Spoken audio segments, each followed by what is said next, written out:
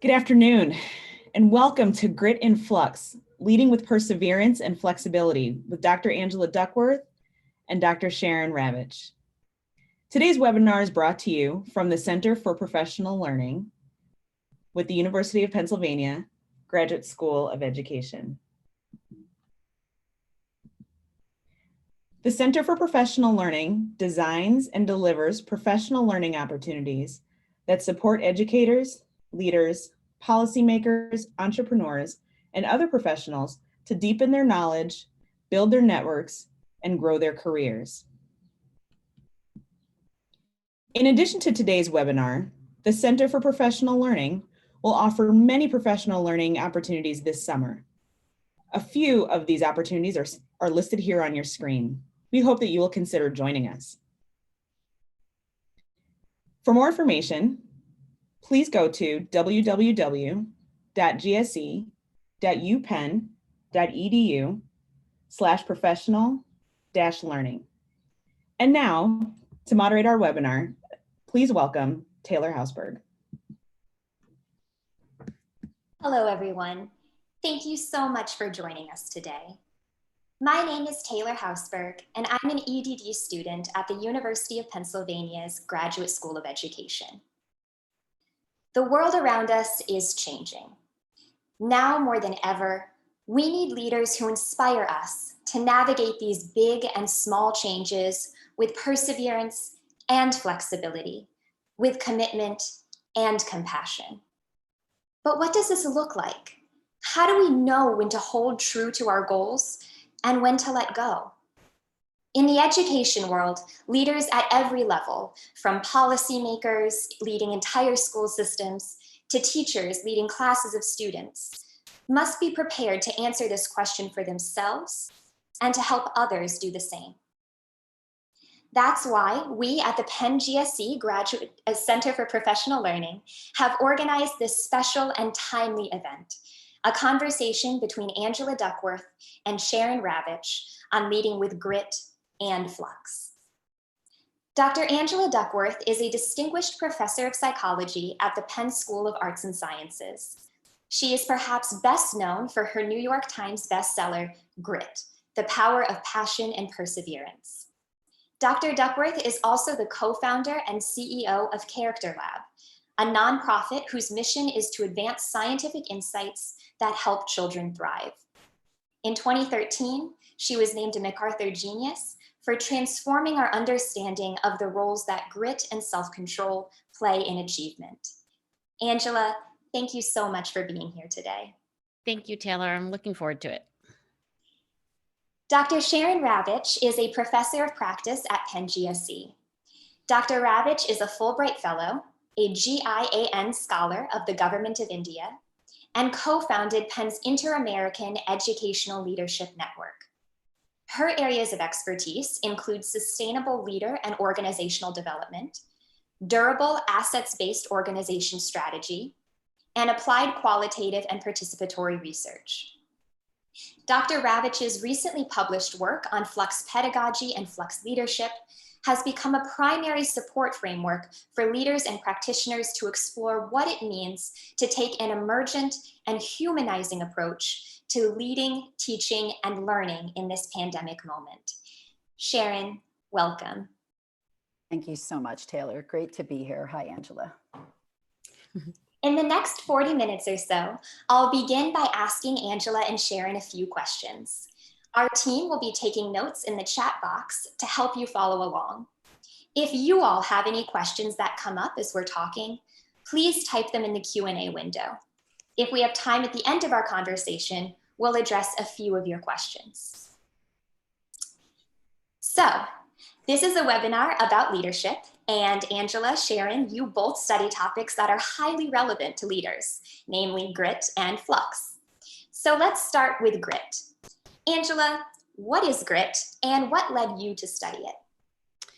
As a psychologist, I define the word grit as passion and perseverance for long-term goals. And I started studying it because I felt, as a former classroom teacher who was beginning her career in psychology, that talent and intelligence were kind of obsessions, especially in the United States. And I had felt in my classroom that all of my students were smart enough to learn the math that I was teaching. So I got really interested in the other things than talent or ability, or natural ability, if you want to call it that, that really make a difference in life.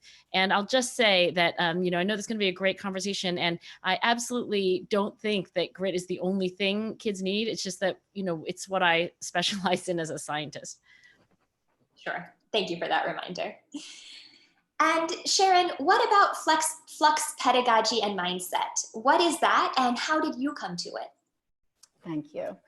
So I began my career as a counselor and studied to become a psychologist. And I shifted into educational anthropology, and specifically my interest became community-based inward out development. And so across the past decades, I've been engaged in applied participatory research, leadership development, organizational development, community-based activism in crisis impacted countries, in conflict zones, in what so-called failed states, and in populations with forced migration and in agrarian economy seasonal migration.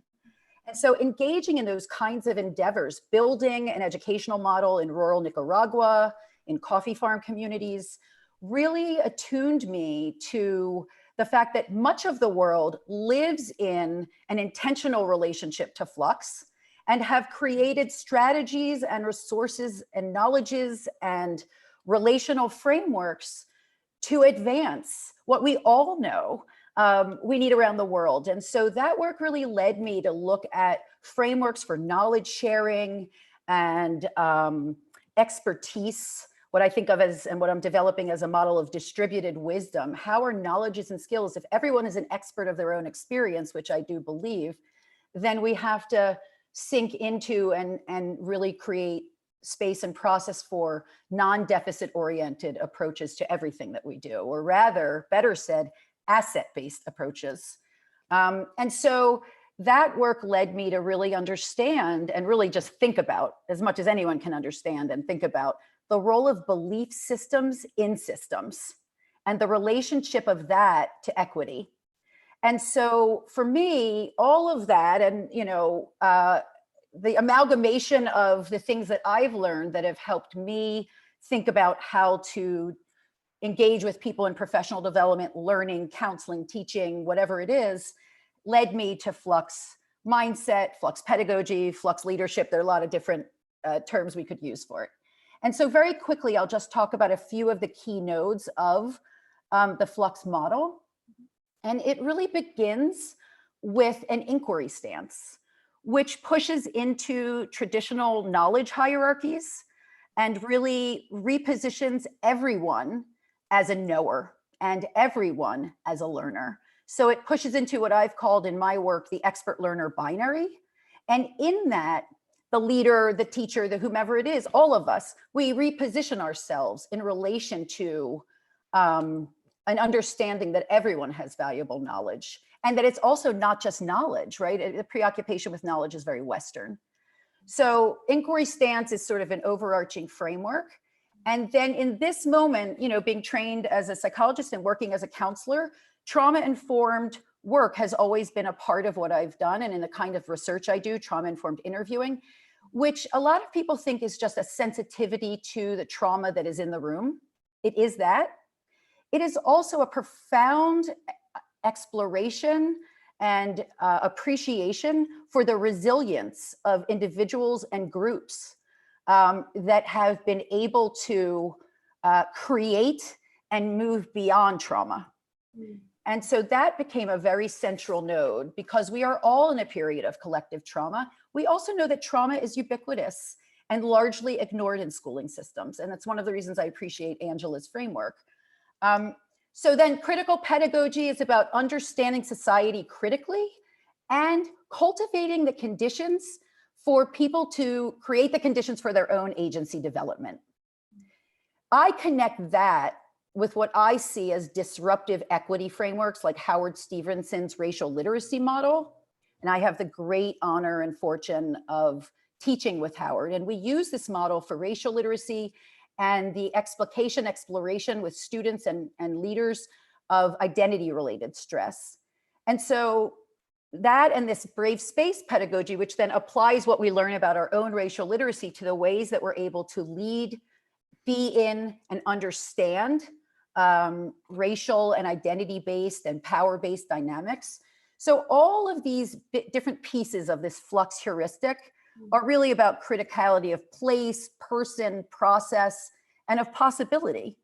And so from my perspective, they come together as a heuristic, and all of them are important as we re-envision the future and build back something quite different than what we've come into this pandemic from.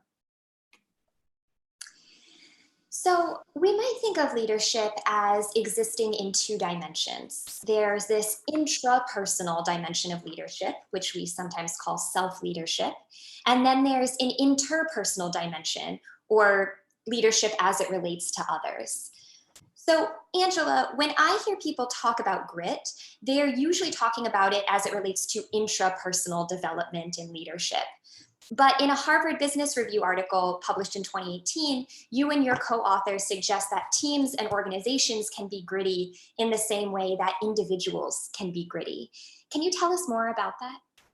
Yeah, I think that it's important, by the way, to emphasize that, when you think about interpersonal capabilities and dispositions that we hope kids will grow up to have, that they are really important, and they're not the same thing as grit. And that is, yet another way in which grit is incomplete. So as a mom, for example, I want my kids to be kind, right? And I think the whole country needs a huge dose of empathy and authentic compassion. And those are not the same as grit. Those are really interpersonal capabilities and dispositions. So how does this, connect with organizations, and what did I write about? Well, I wrote that article with my cousin, Tom, who is a doctor, and he said, we're going to write an article about organizations, and we're going to write about healthcare organizations. And I said, okay. I was wondering how you two ended up in a partnership. Yeah, first cousin. It did give me an opportunity to say something about what I think is true. I don't have any data on it, but it seems to me that if you think of a gritty individual as somebody who has like a personal mission statement, like there's a reason for being. It's not that they are, just checking off their to-do list, but if you ask them why they're doing these things, why did you become a teacher? Why do you care about, equity? There's a real why, and that is their top level goal or their mission statement. But I think at the organizational level, it's a macrocosm of the same thing. I mean, great schools, great organizations, even I'd say great companies, there is a top level goal. There's a purpose. And typically, I think, not always, because history has examples to the contrary, but often is a very noble vision. Like people, I think, are most motivated by their values. That's where it does get a little fuzzy, because then somebody can be really gritty about something which is pro-social, and I think that's the ideal. But I don't want to like make grit into this amoeba that covers everything. It's like, no, let's let the interpersonal things that we care about, kids developing, be their own thing. And I do think grit is more of an intra-personal thing, which is why we need to make sure the conversation is complete and it's not just about, building grit in kids. Sure. Yeah. I love that. It's so interesting. Flux pedagogy comes from a relational psychology framework. I work with Carol Gilligan over decades, and yet it really, from my perspective, the question that for me, it's an outward-facing relational framework. It's also an inward-facing framework, because there is no equity. There is no rebuilding in an equitable way without critical self-reflection. It's simply not possible. That's not a possible thing. And so we have to be, as Angela says, very gritty, very passionate about, and very, very perseverant towards the ongoing intentional work on self that it takes to advance equity as a leader, as a teacher, as in anyone, as a parent. And to my mind, and this is work I've done with Mike Nuccola over many years, we have talked about critical, meaning societally contextualized critical self-reflection as an ethical stance for professionals and for applied developmentalists, psychologists, counselors, teachers, leaders in applied fields. And so it's important to say one's proximity to power and in a US, in a Western, white dominated, deeply inequitable country, our proximity to power, both macro and in our settings, the more proximity to power we have, the less authentically we see ourselves. We know that power contorts self-perception. And so part of a Flux mindset, it really is about that inward remit and responsibility to oneself to move the dial. We all know we have biases and assumptions and that we do injury to other people and we microaggress. We know that. We need to normalize that, right? We need to normalize bias. We need to normalize circulations of power and to whom power is conferred upon or on whom. And so for me, the accountability with compassion piece of the Flux mindset is very much about, it's about being proactive in one's compassion, right? Not just when a crisis comes up and you're a compassionate listening ear, but about creating, like our dean at the Graduate School of Education, Pam Grossman, I think does really well, creating a culture of compassion, creating a culture where people feel listened to and a part of a whole and valued. And so from my perspective, that's about being proactive. That was already in place before the pandemic, but then with the pandemic, really moving into that kind of way of thinking about things. And so I think about a Flux mindset as one's personal contribution to the response and personal contribution to and responsibility to the relational conditions of equity and of, equity means optimal learning in schools. Equity means non-abusive relationships. Equity means self-care, right? So when I say equity, I mean it across contexts. And part of that personal contribution and responsibility to understanding these relational conditions is criticality about self and criticality around social identities, right? We're all carrying very different things into this pandemic. And to not be very attuned to that as a leader, as a teacher, does violence to the people you are responsible to serve, or we are responsible to serve. And so that also means naming harmful norms. And really, I think getting very gritty about the passion of thinking about how do I work on self, as not in a me search way, as some say, but in a, I actually know I have some very deep work to do in order to be a good, ethical, whatever it is. So both in listening to both of you talk about grit and flux, it sounds like so much of both of those principles deal with how we respond to challenges, like, for instance, school closures in the midst of a pandemic. And Sharon, in one of your articles you wrote, but I think that both of you would agree, that it's important for leaders to maintain high but humanely calibrated goals and expectations. And so Sharon, what are a few tips that you have for leaders who are trying to strike this really difficult balance between high and calibrated? Yeah, that's a wonderful question, because we know that we need to progress as we care, right? Like both need to happen in tandem. And so this notion of Flux leadership, which I'm actually working on with the mid-career doctoral program in educational leadership at the Graduate School of Education, we're actually working on a volume of educational leaders writing about their leading right now in this Flux moment. And so that's really nourished my understanding of what leaders are thinking and doing and giving and needing. And so I'd say a few quick things. The first is that leaders need to have, as a part of their intention, as a part of their passion and perseverance, their vision of co-creating the conditions for collective thriving. It is precisely their responsibility. I listened to Angela, I love the Harvard Business Review quarantined interview that you did a week or so ago. And I'm going to quote you because I loved something that you said. You said, gritty leaders have an aerodynamic hierarchy of goals.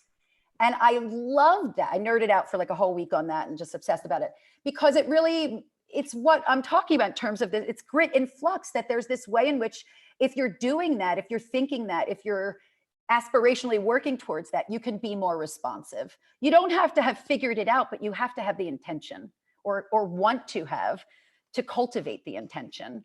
And so a part of this is about renorming, with a primacy placed on equity, renorming organizations, renorming families, renorming classrooms, systems, advisories, whatever it is.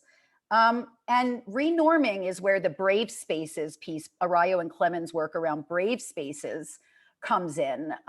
Because brave spaces, this concept is that safe spaces are a white mythologized construction, and usually white male, the closer you are to power, the more your communication style is valued and affirmed. And the less close to that those axes of social identity-based and group-based power, the less so. And so that is a really important piece of renorming, is about understanding this racial literacy. How are we all having racialized identity, stress-related things during COVID? How do we process those? In my piece, there are a lot of suggestions around collective storytelling and different ways that can actually be integrated into meetings and classes in very effective and efficient ways. And so a piece of that is also about this critical pedagogy framework, which is about people being critical about society and understanding that they can be agentic in society, that everything is not just done to them, even though a lot of things are done to a lot of people, but it's about in their own locale, really creating the conditions for their own emancipation, their own agency development. Teachers do that, leaders do that, professors do that, counselors do that, therapists do that, right? This is the work that we do as applied developmentalists. And so to reckon and reset these new norms to these higher order goals, these visions of equity, we can't do it alone. That's where distributed leadership and distributed wisdom come in. And you need a lot of humility as a leader. And you need to really go back into that inquiry stance where you deposition yourself as the frontal teacher and you realize that everyone is in a circle, no one is in the center. And so the last thing I'll just say is that I think disengaging from norms that don't serve us is a good way for leaders to think. What norms don't serve us? What habits, rituals, routines don't serve us? Not only don't serve us in this moment, but won't serve us in the future, and creating ways to track that so that we have in different organizations and systems, we can look back to that as we're building forward. And so, for me, all of this rests on the ability to be accountable to yourself, and then accountability with compassion for others, to be compassionate with yourself, and then compassion with others. The last thing I'll say, which is a little bit of a right turn, it might seem, is that leaders really need to process our own mental health issues and our own stresses very proactively. So your imposter syndrome or your communication style or your anxiety, right? That really needs to be processed away from the people you work with, unless it's work specific. As a leader, you really need to do your work so that you're showing up to lead, to inspire, and to motivate, having worked out some of your stuff already, so that you can really model calm. Thank you, Sharon. Angela, I heard Sharon mention several of the ideas that you draw on as well, such as having a clear top-level goal and letting that drive your goal hierarchy. Is that how you think about calibrating and committing and striking that balance between the two? Well, I need to give credit for the phrase aerodynamic goals to Will Smith, who I have a total crush on. So I hope he's listening. Of course, he's from Philadelphia, so we should all be loyal to Will for lots of reasons. And he used that phrase to talk about how, we all have these kind of like micro goals, if you will, like the things I got to get done at 3 o'clock today, my to-do list. But then you might have some medium term goals, like things that you really want to see happen in the next year or two. And then, of course, I think that it's a great thing to have a top level goal, or get really something where you could say, like, this is at the core of who I am, my deepest personal and moral values, and that drives everything. So when Will Smith said having an aerodynamic goal system, I think he meant that these things are aligned. And so that when you think about what you have to get done at 3 o'clock, that should be consistent with and advancing what what your medium-term goals are and your top-level goals. And I like the phrase that Sharon used about like what doesn't serve us, you know, like the rituals, the mindsets, the routines, the things on your to-do list that are not serving, you know, your core values, your highest level goal, then we should let go of those. So anyway, that's where this particular phrase came from. But psychologists, I think, generally acknowledge that human beings tend to have these goals at different levels. We have, you know, low level goals, we have higher level goals that are more abstract. And I think that's where, to me, when my understanding of Flux, but I'm a beginner, so Sharon's gonna have to tutor me. You know, when I think about where you should be gritty versus where you should be more flexible, you should be pretty stubborn, I think, about your core personal values, right? Like if you got into teaching Yes. because you really care about kids, Absolutely. like don't give up because there was a pandemic, right? Right. Like don't give up because there's inequity, like hold fast to that, but then be super flexible, you know, down at the bottom, like, oh, looks like we're not going to be in person. Well, we're going to switch to like distance learning. And, you know, really all great educators know that. I mean, that to me kind of like almost defines what somebody is, you know, working with young people. So anyway, so that I think is where our work complements, you know, quite nicely. And I think it's, I'll just end, there's a person that I admire named Kat Cole, and she actually was a Hooters waitress, and then she turned into a CEO. I think she was like the youngest CEO of a, you know, large food service business. And she said, "I'm like water." And I was like, "How are you like water?" And she was like, "I know where I'm going, but you know, oftentimes where you're going is blocked, so you got to be like water and go, you know, go through another crack." And when I started reading Sharon's work on Flux, it just brought to mind Kat Cole, and thinking like, yeah, you know, you have to be flexible, but it doesn't mean you have no direction, right? Exactly. You know, so anyways, I don't know if that resonates with you, Sharon, but that was no, it does. I love that because, I think that the Flux framework as a heuristic could feel kind of out there. And I love this notion of that the passion and the perseverance and those higher level goals and that vision, it's about teaching really well today or leading really well today. It's about pushing us forward as a society, as a system. So I love, you know, that notion of we're working towards goals in the here and now, for the here and now, for next month, next year, and then for, you know, eternity. And to me, Flux pedagogy, Flux leadership is precisely that the enterprise is equity, and for, you know, an optimal development for children, you know, which all of your work is about, optimal development of children. And I guess another connection is, and my work is also about optimal development of the people who serve children. Not that yours isn't, because they can take up grit too. Certainly, and many do. I hear it from lots of leaders all over the world. But it is that piece that's so interesting, I think. And so I see a lot of entry points. And I think for me, the other piece of it is about that you have to be so dogged and persevere for equity. You have to have grit. You are not going to get, and your social identity, you know, as a white woman, my privileges mean I can be less gritty on some level, right? And so that was a little sloppy, but you know what I mean? The conditions around me support me having the luxury to really focus on the cultivation of my grit. If we can think about the ways that I think grit as a relational endeavor is so amazing. I've seen teachers all over the world team up in trying to create frameworks for the cultivation of grit in their students, and then in parallel process for themselves. So I just think there's so many possibilities. That's a perfect segue, Sharon, because what I'm so curious to know is both of you are educators, both of you are leaders of different networks and organizations. So how do you see grit and Flux showing up in your own teaching and leading practice? So perhaps Sharon, since you brought that up, we can start with you. How do you see Flux and grit showing up? You know, when I saw that question, I thought, that's a hard question, because I would actually say that it came out of my teaching. It came sort of out of that, but you know how these things are, you know, recursive. So I would say that one of the foundational concepts, the inquiry stance, and the notion of everyone being an expert of their own experience, I'd say almost more than anything else, that is the most directive-centered intention of my teaching. It's an outstretch of who I am and how my parents raised me. But it has also been about doing a lot of cultivation work to see, what I'm missing and what I need to attend to.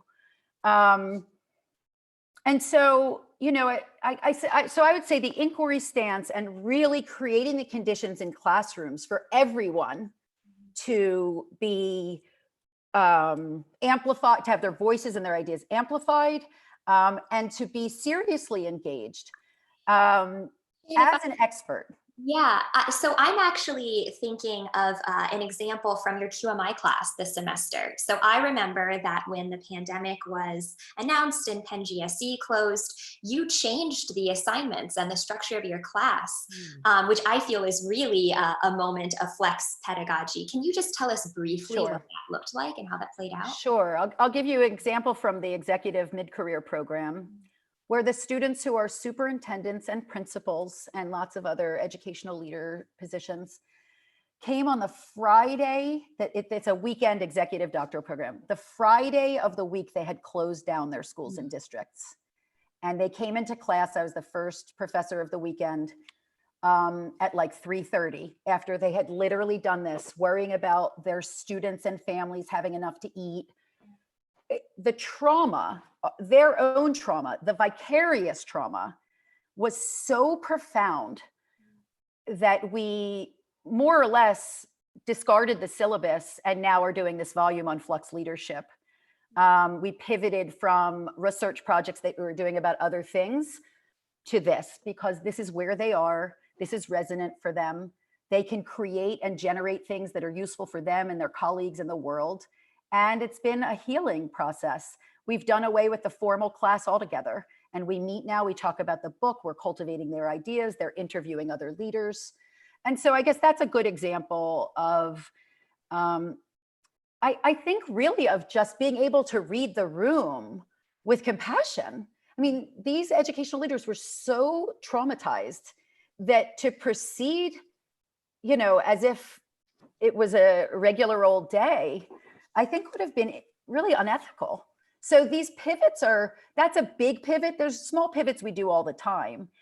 And as it is about flexibility, and it's about seeing that our students are people and they deserve us to understand their ecosystems and how that lands into what we see of them and how they show up in our classes and in their assignments.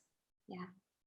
And it was still in service of this larger goal, which was to teach them research skills. Well, exactly. That's right. And so they're still getting all of the research skills they were going to get, the interviewing, the research question development, the data analysis, the write-up, group data analysis, all of that. And yet it's in this way that is actually relevant to them. They got to choose their topics. They're working in groups. It's an example, and they are knowledge producers. They have so much to share, and they also need to process. And so, again, it's about looking at priorities and seeing, I would argue that staying to my syllabus would have been prioritizing transactional, fixedness. I don't even see a place for that. So, to me, it's really about, people like the word pivot. I like the word pivot, but it's a pivot from a place of deep love and compassion for humanity. It's not just like a pivot, It's beautiful. And Angela, how about for you? How is grit and flux showing up in your life and work? Well, I'll speak to grit. I mean, actually listening to what Sharon did, I remember in the course that we co-taught, Taylor, to undergraduates, and it was the science of passion and perseverance. I remember thinking at the very end of the course, which was, it started before the pandemic, and then, Penn sent everybody home, and then that was the second half of the course. I remember thinking at the very end that I could have had more flexibility. I mean, I tried, I think we did a reasonable, but I think we could have been even more attentive. We could have put our lecture on stress, like right after, kids had gotten sent home, as opposed to like waiting. Anyway, so we're all learning. But in terms of grit, one of the rituals, as you know, Taylor, that we ended every class with was our Kaizen. and Kaizen being the Japanese word for continuous improvement, constantly getting feedback. And we had students, as you know, Taylor, rate the class experience from 0, total waste of my time, to 10, extremely awesome. And then they answered open-ended questions, mostly about what we could do better as a team for the next class. And I remember modeling to the students that, or just sharing and just saying like, hey, you know, when I see great ratings, I feel great. And when you say things that are positive, great. But honestly, when I see critical ratings and you tell me things I could do, my first reaction is complete defensiveness. And that's natural and human. And my second reaction is to listen and reflect and think, oh, right, got it. You know, I take too long at the beginning of class to get started. Like, get with the program. Like, I need you to actually, you know, be on Canvas more and, you know, give more comments. So I do think that that principle of Kaizen is core to grit. So when you look at people who have passion and perseverance for long-term goals, they're not standing still. They are, as Sharon said, like constantly learning, constantly moving forward. And one way that you do that is getting feedback, not only on what you did right, That's right, also on what you did not as well as you could. That's right. And then you keep going. So yeah, so anyway, I if I could replay the whole semester again, there would definitely be things where I think flux opportunities that I let pass by. But I do think that the Kaizen ritual was a good one. I'm going to continue to do that in the future. So just one last question that I have for you, and then we'll quickly take a few from our audience. But I'm curious to know, in listening to each other, what resonates with you and what piques your curiosity? So perhaps, Angela, we can start with you. What would you like to say or ask Sharon? Yeah, I think that for me, it's been a journey. I remember having a debate with another colleague of ours at Penn, Adam Grant, and we would guest lecture in each other's classes. And for a few years, the debate was about creativity versus grit. And, you know, I think, you know, this is a version of that conversation because like there is an element of like thinking expansive. So Sharon, I just wanted to ask you, like, when you think of creativity in education, you know, what is the overlap with the Flux mindset and what are your recommendations? Gosh, I love that question. I feel it's such a good question. Okay. I mean, I actually think Flux pedagogy and Flux leadership is deeply creative. You know, the work of self-reflection, reflecting on society, seeing beyond social constructions and norms is precisely creative. From my, right, to see outside of the norms that we exist in, to look past our assumptions, to see, to have the courage to see ourselves anew. You know, those are the kinds of things that to my mind are so deeply creative. Self-work is creative. You actually have to unlearn and relearn yourself, your self-talk, your cognitive distortions, right? What triggers you and causes you anxiety. And you have to work with those things as resources for self-knowledge and self-work. And so I see that as deeply creative, the most creative work of all in a certain sense, because it leads to all the other creativity, right? And to me, the radical compassion and radical self-care, which are a part of the Flux pedagogy or Flux leadership framework, those are so much about how to create new mindsets and rituals that help us release that which no longer serves us as individuals, as groups, as organizations. How do we recreate, back to Audre Lorde, that you can't dismantle the master's house with the master's tools? So how do we create the new tools? And who's the we? And Flux pedagogy questions who the we is, and it questions all of this, but towards making, towards creation, towards rebuilding, towards possibility development that's both relational and also individual, right? And those have to be in tandem. There can't just be relational models without the individual models. I mean, that's one of the intersections I see between our work. So I guess I love your question. I'd love to think about other kinds of creativity in classrooms with you, right? Because I think there's actually a lot of teacher creativity, very specifically, I could think coming out of that, leader creativity, student creativity. And and some of that is also, you have to be really creative to create new communication norms, new norms in groups, especially because most of us, especially in the US, we see very few models of healthy, not racist communication. And so that is, Yeah, I'll stop. I'm going to work myself up. And Sharon, what resonates with you in listening to Angela speak? What questions and insights are surfacing? The challenge is which thing to ask. So For the sake of time. I know.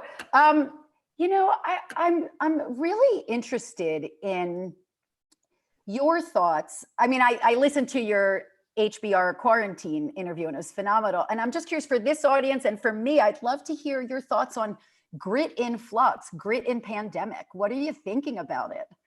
Like, wow. Yeah, right. Like, well, I'll just give one example of how I think the perseverance side of grit, being resilient, looking for things that you can improve, that I think, like, if you think like, oh, pandemic, it just like fits together. It's like, right, we should find the skill sets and mindsets of resilience, and we need to, improve what we're doing now more than ever. But when you think about passion, I actually think it is a little more complicated, because if you are someone, say, an artist who performs in front of live audiences, or you're a chef, or even my husband's a small business owner, and you have something that is like so important to you, and I guessing this, Sharon, you might say this about yourself, it's like that what I do is who I am. I mean, this is like core to my identity, right? Yeah.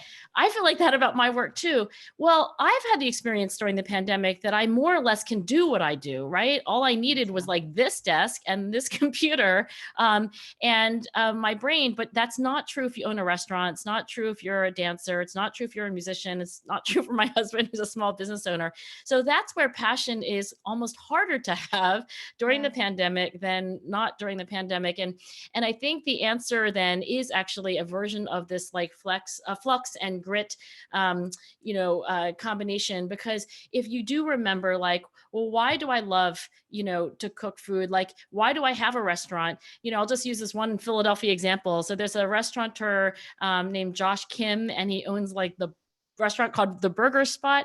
And like so many chefs, he couldn't do what he was passionate about. And not only that, he was like quickly going bankrupt. And there was a moment of total despair, actually days of despair. And then one day he woke up and he said, I do this because I really care about people. Like, that to me is what cooking is to take care of people. So he went back into his restaurant, he unbolted the door, he went into the walk-in freezer, and he started actually cooking burgers and fries for kids in the neighborhood who couldn't access school lunch.